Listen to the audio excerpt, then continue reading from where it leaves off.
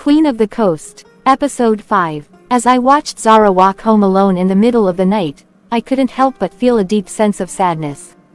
I understand that life can be challenging, and it's natural for her to be angry with anyone, but I couldn't help feeling sorry for her. I wondered why she was trying to blame me for everything. Didn't I do my best? All I could do was argue with my mother, and that's all. I can't fight her. But even if I fought with her, it wouldn't change her attitude, so it probably wasn't the best option. I kept asking myself, why is my mother like this? As I got into my car and headed home to see her.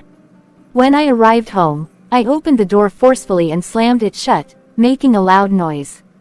"What's wrong with you, Tina? And when did you leave the house?" My mother screamed at me, and my eyes filled with tears. "Why are you doing this to your sister and her daughter? Why are you like this?" I yelled back at my mother. "How dare you raise your voice at me?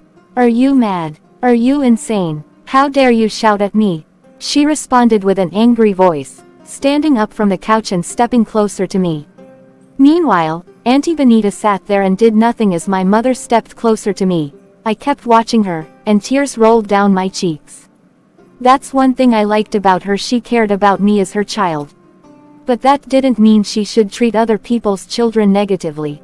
When she saw the tears in my eyes, she realized that something serious must have happened, and she calmed down. "I don't understand. Why are you crying? Where did you go? Did someone hurt you?" she asked, placing her hands on my cheeks. "I am being hurt badly," I responded with a shaky voice, tears continuing to stream down my face. "Who hurt you? Who is that silly person? Don't they know you have me? Was it that stupid Zara? Or someone else? Who dares to hurt my princess?" she asked, wiping away my tears and holding my head close to her heart. "Please talk to me. Who hurt you?" she pleaded, studying my face once again. I took a deep breath and burst into another wave of tears. "Mother, it's you. It was you, and it's going to be you," I said, and she stared at me in surprise, knowing that she hadn't done anything wrong to me today. She had previously made a well-prepared meal for me that included egg noodles, chicken. It is delicious meal, so she is shocked that I said this. "When did I hurt you? Was the food I gave you not enough, or?"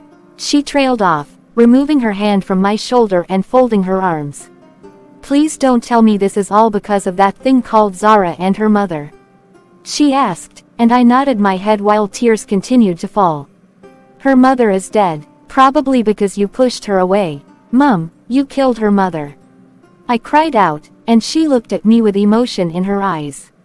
I thought my words had touched her heart as she looked down, appearing pained. But I was shocked when she suddenly burst out laughing. "Is that all? That's the only reason why you're upset? Tell me," she said, and I was left looking at her in surprise. To be honest, I didn't know my mother could be so heartless. "Mother, wasn't that enough to make me cry? Are you trying to say that you don't feel any sympathy for poor Zara?" "Why?" she was still saying, but I interrupted her with a heavy voice. "Why, Mother? Do you even realize what we're talking about?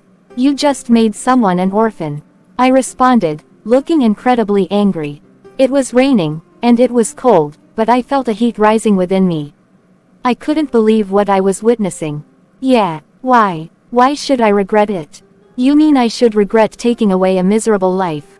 my mother said, and I interrupted her.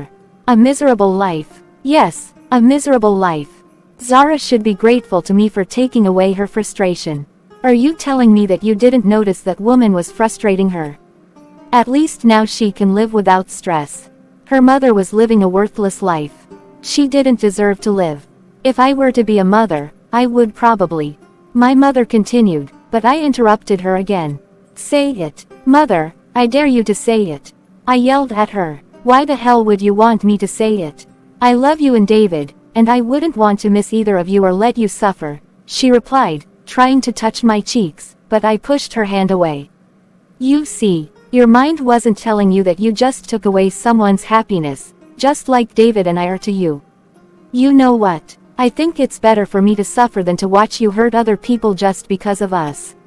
You don't even deserve to be called my mother," I yelled at her with boldness.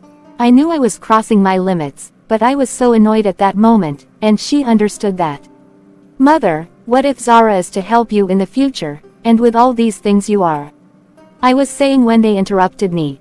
When I said they interrupted me, I meant Auntie Benita and my mother said at the same time, the Queen of the Coast needs no help from anyone, no matter the condition. I was confused because I didn't understand what they meant. I don't get it, I asked. Perhaps you won't for now, my mother said, walking around me and ending up standing in front of me. Trust me, you'll know at the right time. You'll learn about the person you call your mother, a very powerful woman. No one dares cross her path, she said, and I was left feeling confused. I didn't understand. Did this mean that she had already planned to kill Zara's mother? That's probably what she meant. Mother, I disown you. You're truly evil, I said in tears, walking away towards my room. Auntie Benita tried to say something, but I interrupted her. Shut your trap, I referred to her, and both my mother and Auntie Benita looked at me in surprise. They never expected those words from me. Excuse me, my mother said, interrupting me. Go to your home, you don't belong here. Stop deceiving my mother into evil. I'm sure you started this, evil woman. I said to her as I ran into my room, slammed the door, and locked it. Once I was in my room, I couldn't sleep or find peace of mind. I just kept rolling around the bed, thinking of Zara. Wondering how she must be feeling, how she would live in that empty house with her mother's corpse. Wondering if she would be able to overcome the death of her mother. Though I knew she was a strong lady and would eventually overcome it. I made up my mind to visit Zara once the day broke, so I didn't sleep throughout the night. I finally fell asleep at 4 a.m. When I woke up, I saw that the day had already broken, although I thought it would be around 6 or 7 a.m. I stretched myself, picked up my phone, and checked the time. It was already 8 a.m., so I quickly got dressed and entered my car.